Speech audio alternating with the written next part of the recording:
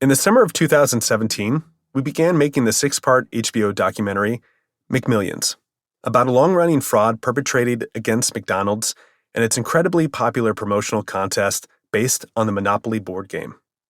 For some reason, it struck a nerve in the fast food clogged hearts of Americans and triggered countless mind-blown emojis on X, then known as Twitter. Perhaps it was 90s nostalgia, or how we revealed that of the billions served, close to 0 had a chance to win $1 million, a new car, or any high-value prize. Perhaps it was the shock of learning for the first time that a criminal conspiracy and the FBI were involved. The FBI even went undercover as a video production company working for McDonald's in order to crack the case.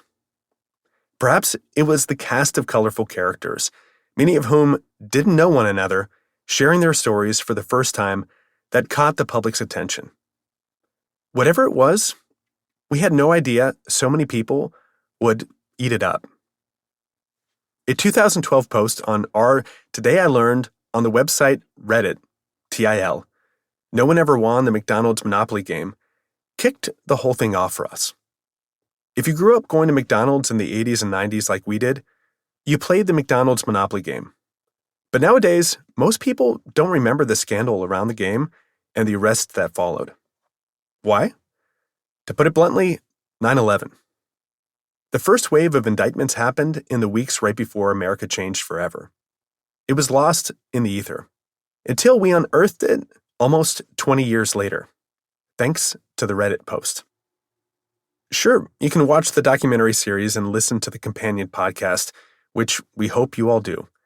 And if you did, thank you. But there's only so much we could cover in those formats. We felt the story needed a deeper dive. At some point, we realized if we didn't write the book, who would? As obsessed as we were with this story, we wanted to document it in print and hopefully blow a few more minds. Since we are first-time book writers, we enlisted the help of Los Angeles-based writer and journalist Michael Albo. In filmmaking, it may appear that directors do it all, but they work with other creatives to challenge ideas and collaborate to tell the best story possible. We wanted a similar experience writing this book. Much like the documentary, we couldn't tell the story of every person involved in this crime, so we focused on those who were willing to share their story with us. Yes, there were many who didn't want to talk to us, and no surprise, there were also many who wanted money. For the record, nobody was paid to participate in this project, and we want to give our sincere thanks to all those who chose to let us into their homes or offices to share their experiences. For some, it was one of the most challenging parts of their lives, and we are grateful they trusted us with their story. We're also incredibly thankful to our good friends Mark Wahlberg, Stephen Levinson, and Archie Gips at Unrealistic Ideas, along with the executives at HBO who believed in 2, at the time, unknown directors to bring this story to life.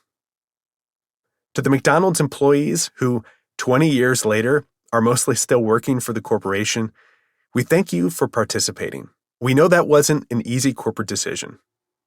Mark Devereaux, this wouldn't have happened without you. To the FBI agents, since you've already hacked our emails, kidding, you already know what we think of you. And last, we're thankful to the millions of people around the world who watch McMillions. And now we thank you for listening to this audiobook. When we began putting together the pieces of this story, it always played out like a movie. At times, we'd imagine what might have been said behind closed doors. At times, we were given what was said by those who were there, to the best of their recollection. Throughout this book, we want you to experience the best of both. We'll spare you all the numerous Mick references and puns. We've heard them all.